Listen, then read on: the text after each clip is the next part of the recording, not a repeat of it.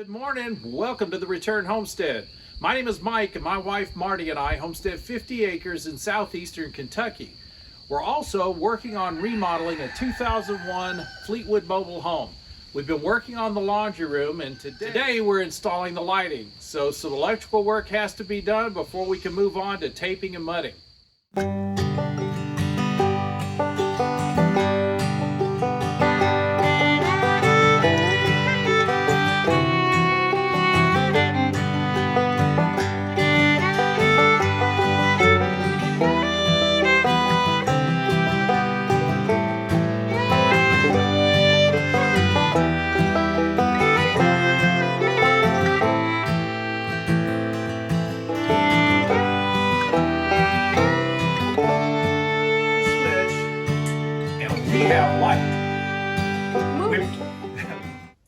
So here we are back in the laundry room. Today we want to do something about the lighting. Right now we're just using shop lights to light the space. But before I start taping and mudding, I want a much better lighting setup. So we're going to go ahead and install the lights in the ceiling. Today we're going to be installing the Halo 6-inch ultra-thin lighting fixtures. These are LED. They have multiple settings so you can adjust the amount of light that comes from each one. We like these because they are so thin. The whole purpose of these lights is to fit in the ceiling the way that old can lights used to, but with a very thin profile.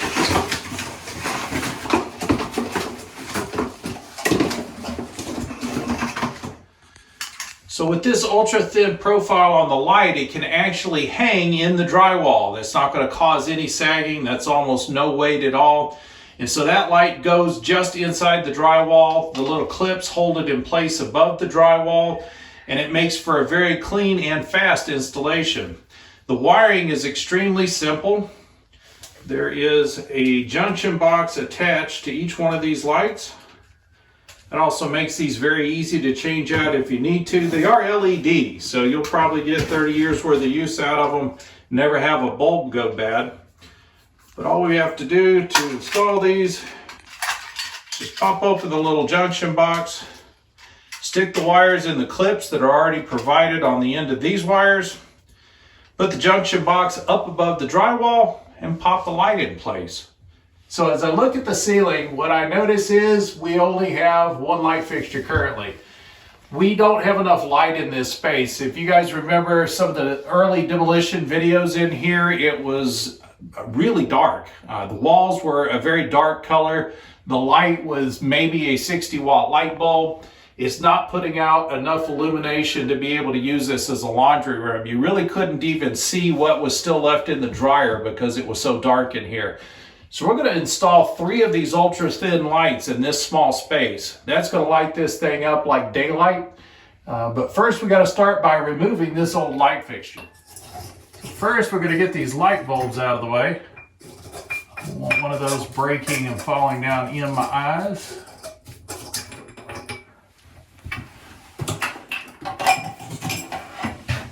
Then we're going to figure out exactly how this thing is held in place. A lot of times these will have a post that actually holds the globe on. As you can see, the post just comes right off. And we're looking for any screws that might be holding this plate up. With the light bulbs out of the way, it's easy to see that there's a couple of screws that hold this plate on.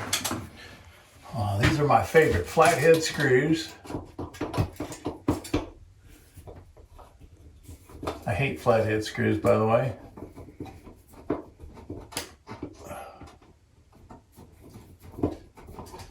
Should be a simple matter of removing these 2 screws, and the plate should come off. Wow, that's a long screw. Don't worry about anything we drop on the floor. The tape and mud guys will be cleaning up later.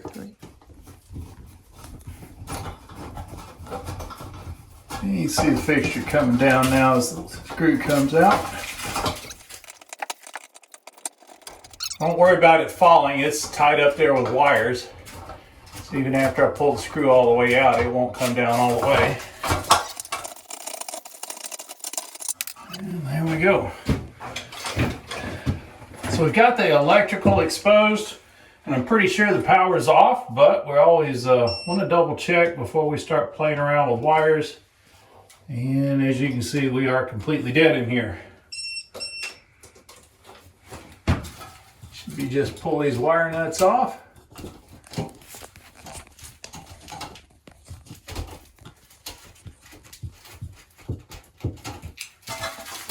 And lighting fixture out.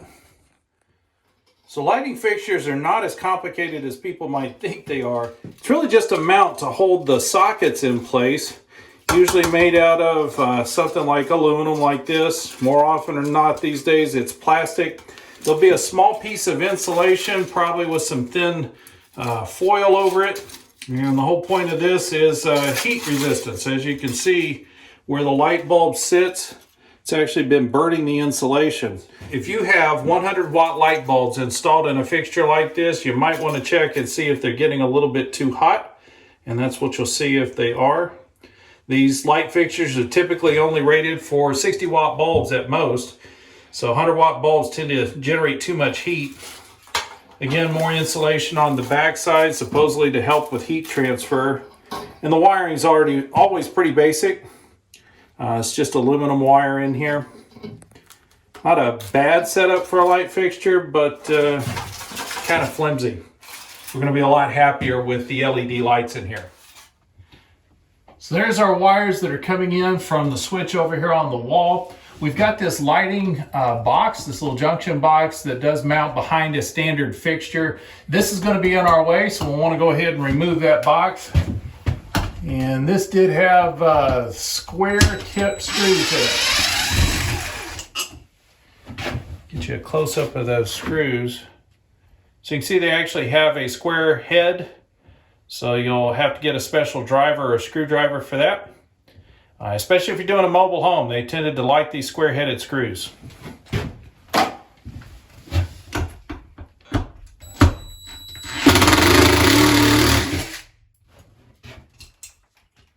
So the wire's a little bit tight. We'll go ahead and back off on this set screw that's holding the wires in place. I'm not going to reuse this box. I'm not worried about damaging it in any way. And there we go.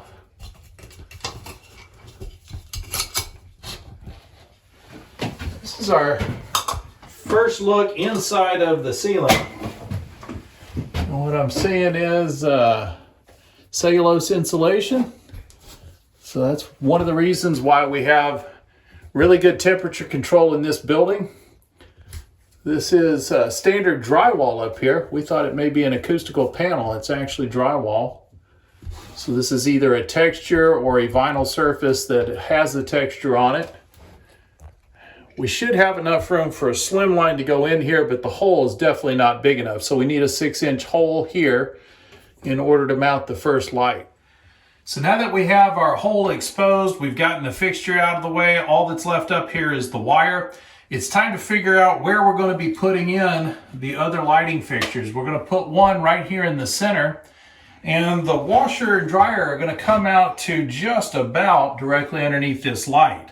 That means that a lot of the light's going to get wasted. We will get good downlighting on top of the washer and dryer, which is good news. We plan to put a countertop above it so that Marty will have some place to stack clean clothes as they come out of the dryer. But we'll have to freehand this hole. Typically a hole saw is going to have a drill bit in the center, and that's kind of how you keep it centered up on the hole.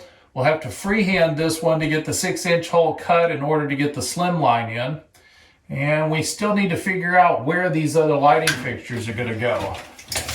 Now this fixture is centered 26 inches from that wall and 34 inches from that wall. So that's kind of interesting. I'm wondering, is there something up there? There's a 2x3 where the junction box used to be attached. So if we just assume 26 inches, that's going to be 26 inches out from the center of this light. It puts us way too far out. So if we did half of that, say 13 inches, And we'll do 13 inches on this side, to bring us out to about right there. So what we're trying to do is kind of split the difference. We want to get a light directly above the doorway. That's going to give good lighting as you're coming into the room. And another light on the other side, exactly opposite the one from the doorway.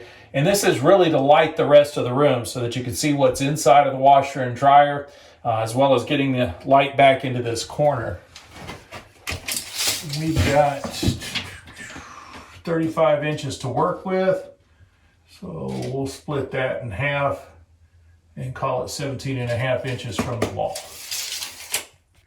So I'm going to measure out 17.5 inches from the doorway. And then we're going to be 13 inches from this wall.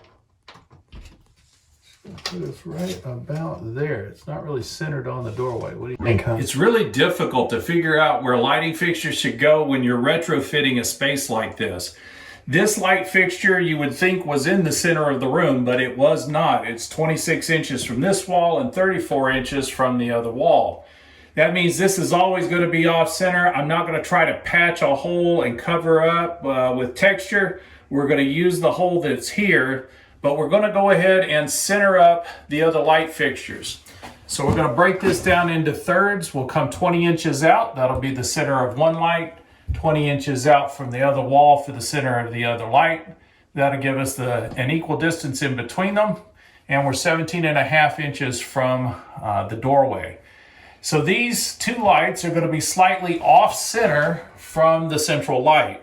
Now you may be thinking that's going to look odd, it's going to look weird, but the reality is you don't look up when you're walking into a room. If it's well lit, you're going to be looking at the room and not up at the ceiling. So the chances are you'd never notice that this is off center. Now, one word of warning about these halo light fixtures. These saws to cut the holes in the ceiling are standard sizes. For some reason, Halo has decided to build their lights only slightly larger than the standard size hole. So while they do give you about 1/4 of an inch of lip, you're not going to have a whole lot of clearance. That means you've got to use this saw very efficiently if you want to make sure the hole doesn't end up too large. So this is the hole saw set up on a drill. There is a small drill bit. You put that on the point of where you want to cut.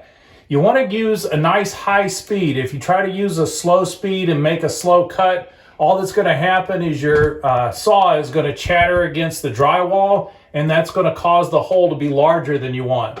So you want to use a good fast speed and then move steadily through the drywall. Don't hesitate or pause anywhere. That's just going to give an opportunity to rip out too much material. Kind of like this.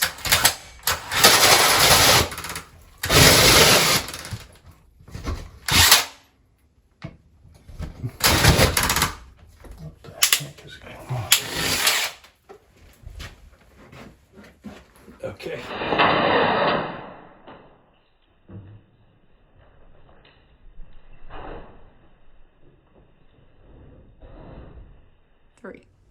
Kudos to the camera lady for getting that shot. All of this cellulose and the drywall dust is falling down on top of her while she was shooting it. You can see I'm pretty well covered. You might want to put on some eye protection. If you are sensitive to the drywall dust, you might want to put a mask on when you do this. It's almost impossible to stand underneath this thing and not get covered with whatever you're cutting loose. So as you can see, this saw is extremely effective at cutting nice clean holes, but it is messy.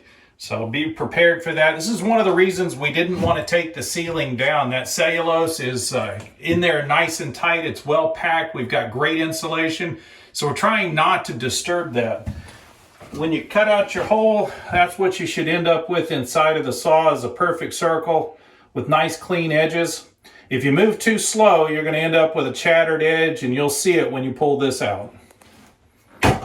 And we've got one more hole we need to put in, but this one's a little more complicated. Typically the drill bit goes to the drywall first, and it's your guide for the hole. I'm going to try to freehand this one. If we mess it up, Marty's going to be doing some patchwork.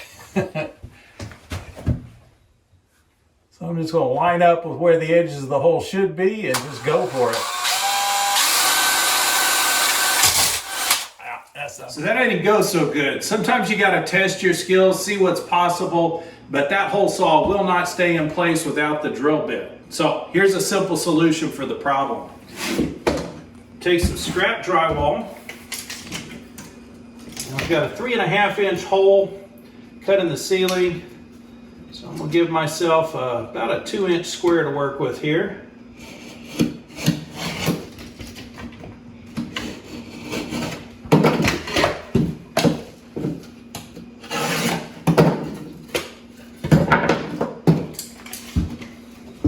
I'm going to need 3 of these 2 inch squares. We'll see why in a minute.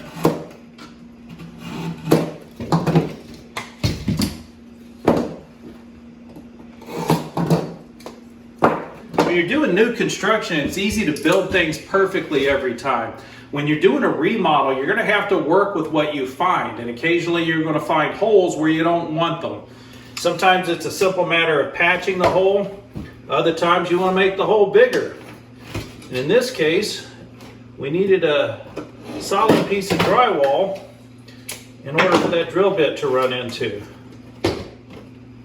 Now we've got 1 3/4 inches of depth up to the 2x3 that's mounted inside of the ceiling. So by stacking 3 pieces of drywall, they're all 1/2 inch thick. That's going to get me to 1.5 inches, which hopefully is going to be close enough for that drill bit to bite into it. So all we have to do now is mount this drywall up to the 2x3 in a nice stack, and that's going to give me some place for my drill bit. So I've got some slightly longer screws for the drywall. I'm just going to put these together in a stack.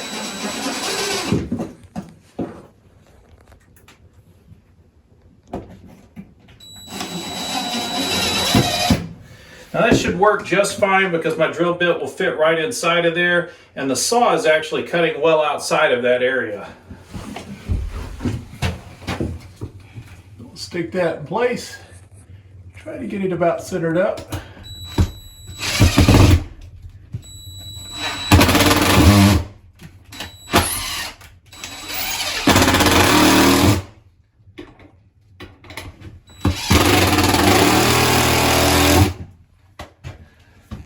So that should give me a nice platform for the drill bit to go into. Okay. Now let's see if we can get this thing to cut.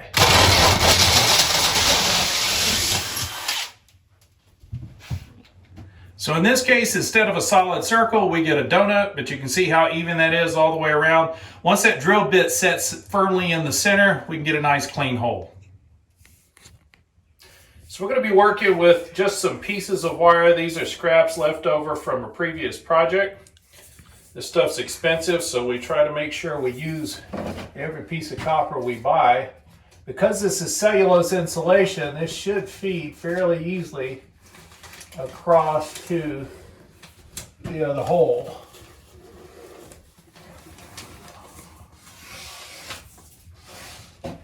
Just like that. It's just one more piece of wire. Need that outlet box. Straighten that out a little bit. And we're just going to create a daisy chain for the electrical. So we're going to run this wire across between the 2 new holes.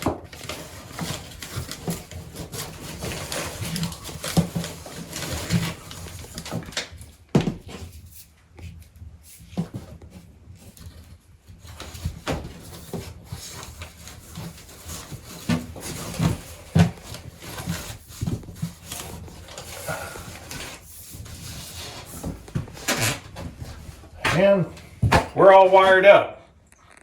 So the original light fixture already has the wires stripped back. So next we just need to strip back some of this exterior insulation on the new wire. So just cut the insulation down the middle, and we'll peel that back from the wires. Just got to do that for all the other wires hanging out of the ceiling. So all we need to do now is connect the wires inside of the junction boxes. If you look at the box, you'll notice that it has 2 holes in it for allowing the wires to come in. And there's some little clips on here that you need to pop loose. there'll be a hole for your screwdriver. You can just kind of pull up on it. That'll pop the tab open.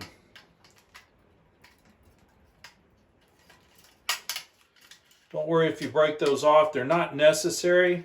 There's a small clip on the inside that you're going to push the wire through, and that's going to hold the wire firmly in place in the junction box.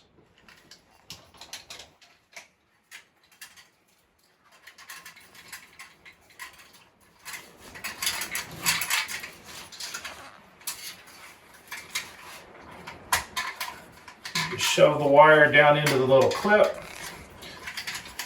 And the good news is if you're working overhead, that's now going to hold the junction box in place for you.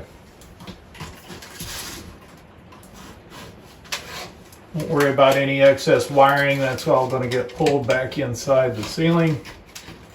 This is our primary electrical here. So we don't have any excess to work with. So there's our box hanging with the wires already inside it. Now all I have to do is connect the wires together. The folks who make these lights make it really simple. Got these little clips on the pigtails inside of the junction box. All we're going to do is shove the same color wires together. So we're going to shove the 2 white wires up into this one.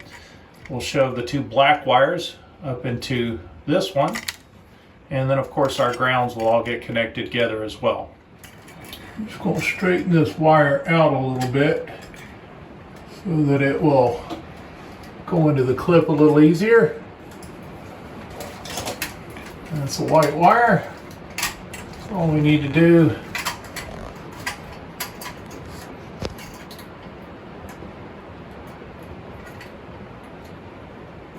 Shove that into the hole. Make sure it's tight, just like that. We'll just strip it back, maybe 1/4 of an inch of the insulation on the new wires we're installing. Those clips make it really easy to do this type of install.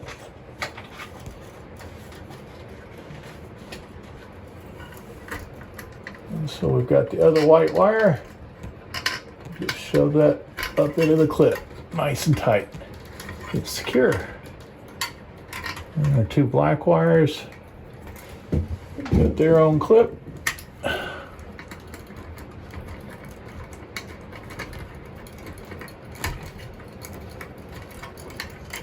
And then our ground are just copper. So the ground does not have any insulation on it. That's the way it's supposed to be.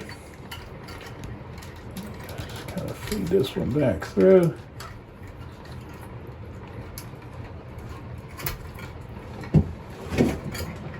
So that's going to chain our original electrical onto the next light. So that's going to keep everything flowing out to the next fixture. So this is what we end up with. We've got the hot wire coming in and going out. So you've got 2 wires in each clip, plus the pigtail, so 3 wires total. And that loops over to this one where we have exactly the same setup. And that loops over to this one where we've only got the 1 wire coming in. Now it lands inside of the clip. All we're going to do now is stuff the wires in and get these boxes back up above the drywall. Yes, when you watch an electrician do this, it'll take him all of 2 seconds to fold these wires up into the box. It may take you a little longer to figure it out. But all we're trying to do is just get them all seated inside of the box so we can close the lid.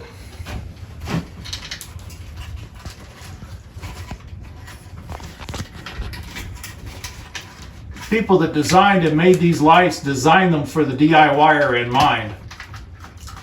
These little clips and the color-coded wires make it so that anybody can install additional lighting fixtures in their house. Now, if you're not comfortable with electrical, please do hire an electrician to do the work. But I'm not an electrician, and I can get these lights to work just as effectively as a licensed electrician can. What I don't know about electrical would certainly fill a textbook. But that much, it's pretty easy to do. One of the reasons I like these LED fixtures is you can adjust the light settings. So you can get everything up to daylight and down to a soft white glow, which is actually kind of yellow. I prefer the lights more in the yellow range. Marty likes bright, bright, bright, and we want to keep it really bright in here. So this is just a little lever, allows you to make the selection. I'm going to step it down one step from full brightness, mostly because there are 3 fixtures in a room the size of a large closet.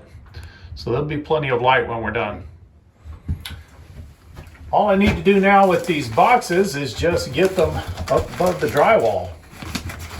Once we've got it adjusted, we don't really need access to it unless we're working on it. All that we need left out is the pigtail that we actually connect the lighting fixture to. Piece of cake.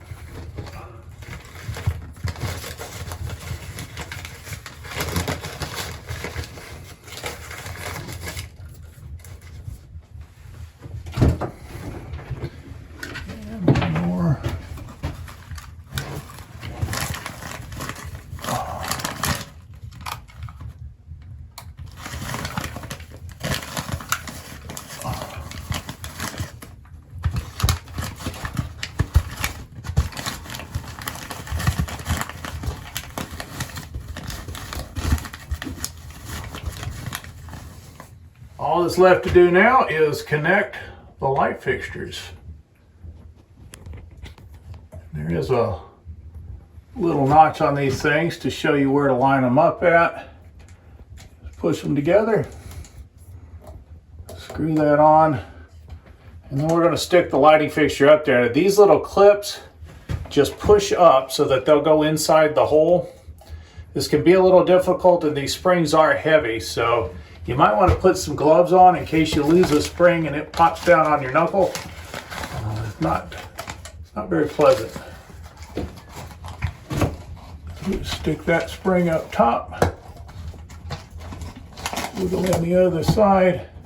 And just like that, we've installed a new light. Once everything's plugged up, it's just a matter of flipping on the breaker, reattaching the switch, and we have light. Woot. Woot.